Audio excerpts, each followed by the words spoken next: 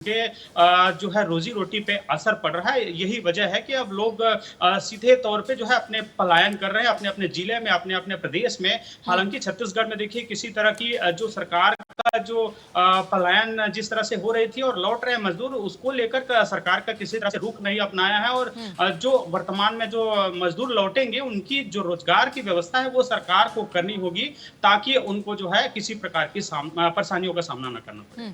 बिल्कुल जाहिर सी बात है अमर। हमारे साथ कानपुर से पंकज अवस्थी भी जुड़े हुए हैं। पंकज, अगर कानपुर की बात कर ली जाए तो कानपुर में किस तरह के हालात बने हुए हैं, क्योंकि जैसा कि हम जान पा रहे हैं अलग अलग जिलों से इस तरह की तस्वीरें आ रही हैं जहां लोग कह रहे हैं कि अभी सिलेंडर नहीं मिल रहा है, गैस खत्म हो रही है और हम जब सिलेंडर मिलने लग जाएगा, जब हालात अच्छे हो जाएंगे तब हम वापसी कर लेंगे। और आपके साथ कुछ लोग भी तस्वीरों में मौजूद नजर आ रहे हैं, उनसे भी बातचीत करने की कोशिश करेंगे।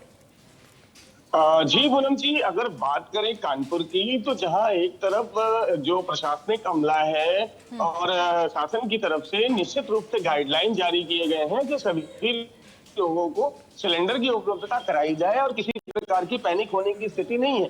लेकिन स्थितियां उसके विपरीत सड़कों पर और एजेंसियों के बाहर दिखाई देती, जहां पर लोग सुबह के 4 बजे और 5 बजे से ही गैस सिलेंडर लेकर गैस एजेंसियों के बाहर बैठे हुए नजर आते हैं। गाड़ियों की आवागमन की अगर बात की जाए तो गाड़ियों की जो खेप है वो कम आ पा रही है, जिसको लेकर के भी समस्याएं उत्पन्न हो रही हैं। लोग जो है वो सिलेंडर के लिए पूरे पूरे दिन लाइन लगाते हैं। उसके बाद एजेंसियां जो है वो उन्हें कहीं ना कहीं किसी न किसी मानक के रूप में उन्हें वापस कर देती हैं कि ये मानक आपने अभी पूरा नहीं किया है, आपका डीएससी नंबर नहीं आया है। कभी कभी तो कुछ चीजें ऐसी भी निकल करके आती हैं कि उपभोक्ताओं को डीएससी नंबर जो है वो अलॉट कर दिए जाते हैं। उसके बाद में उनके मोबाइल पर मैसेजेज आते हैं कि उनके जो सिलेंडर्स हैं वो डिलीवर कर दिए गए हैं। ऐसे में अगर बात करें तो आम जनजीवन जहां एक तरफ प्रभावित हुआ है, वहीं बड़े बड़े जो होटल्स हैं उनकी अगर बात की जाए तो बड़े होटल्स का जो सिस्टम बना हुआ है कि वो होम बिल्कुल बिल्कुल जाहिर सी बात है। सिलेंडर पंकज, आपके पीछे कुछ महिलाएं भी मौजूद हैं, उनसे भी समस्या के बारे में पूछेंगे।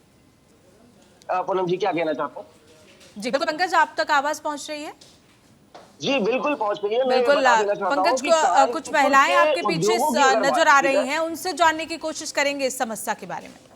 जी जी बिल्कुल, हम बात करने की कोशिश करेंगे। जो हमारे पीछे जो महिलाएं हैं, क्योंकि अगर किसी घर की बात की जाए गैस चलाने के लिए सबसे बड़ी जो भागीदारी होती है वो महिलाओं की होती है। महिलाएं इस समय किस तरह के से सर्वाइव कर रही है, हम बात करने की कोशिश करेंगे। मैम क्या नाम है, क्या नाम है आपका? ये बताइए कि गैस सिलेंडर की समस्याएं हो रही हैं, क्या कहना चाहेंगे? लोग जो है वो परेशान हो रहे हैं, क्या बात है? और आगे आ जाए। समस्या ये है कि हम लोग बहुत परेशान, महिला चूल्हा जला जला के और लकड़ी कंडा भी नहीं मिल रहा है, इतना परेशान है।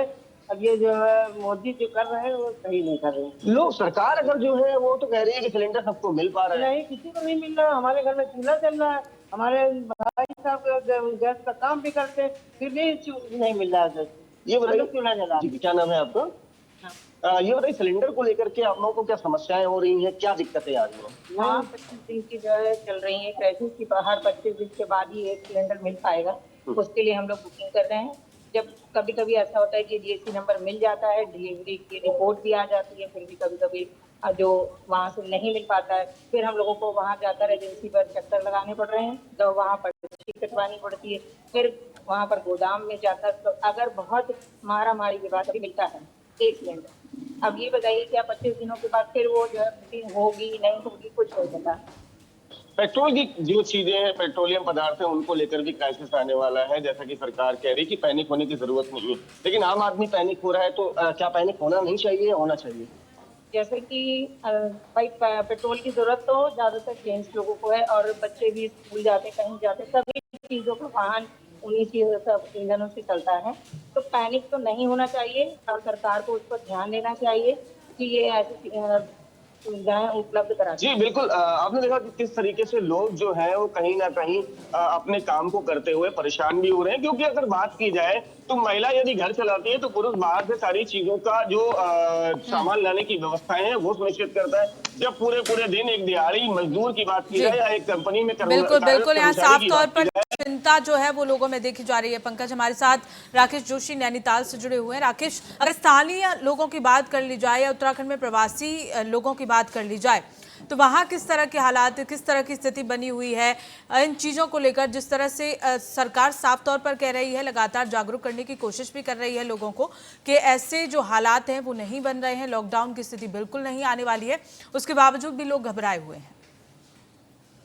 जी बिल्कुल, देखिए सबसे पहले आपको बताएं कि भारत सरकार हो या फिर प्रदेश सरकार हो, ये एलपीजी गैस सिलेंडर को लेकर लगातार संतुलन बनाने की कोशिश कर रही है, लेकिन जमीनी हकीकत कई ऐसे जिले हैं जहां अलग अलग समस्याएं देखने को मिल रही है। अगर मैं बात करूं नैनीताल जिले की, तो नैनीताल जिले में भी कई ऐसे छोटे छोटे जो शहर है, वहां भी आज, क्योंकि आज शनिवार का दिन है और आज शनिवार के दिन में वहां सिलेंडर की जो गाड़ियां आती थी वो आज गाड़ी नहीं पहुंच पाई। ऐसी तमाम जो सोशल मीडिया में वीडियो भी सामने देखने को मिल रही थी। वहां लोग जो है सुबह 2 बजे से लंबी लंबी कतारों पर देखने को मिले, लेकिन शाम तक उन लोगों को गैस मुहैया नहीं कराई गई। लेकिन सबसे बड़ा सवाल, क्योंकि सरकार और भारत सरकार लगातार ये दावे कर रही है कि संतुलन बनाने की कोशिश कर रही है कि गैस की पूरी आपूर्ति है, लेकिन कई ऐसे शहर हैं जहां लोगों को गैस की दिक्कतों का सामना करना पड़ रहा है और इससे तमाम जो आजीवन है वो लोगों का वो पूरी तरीके से अस्त व्यस्त होते हुए भी नजर आ रहा है। अगर मैं बात करूं, आप देखिए हम एक छोटे से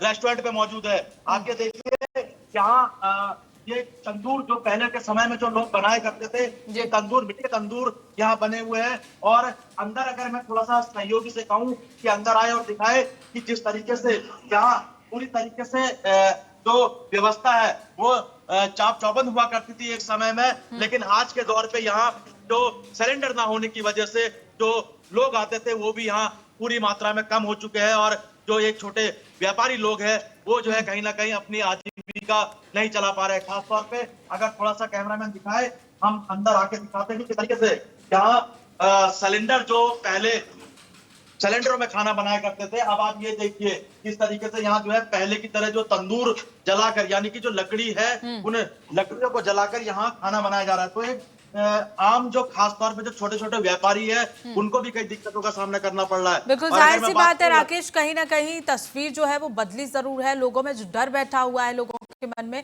वो भी यहाँ चिंता का विषय जो है बना हुआ है, वो कहीं ना कहीं ठीक है, क्योंकि लगातार जिस तरह से हमारे रिपोर्टर संवाददाता ये तस्वीरें दिखा रहे हैं कि सिलेंडर को लेकर मारामारी तो जरूर बनी हुई है।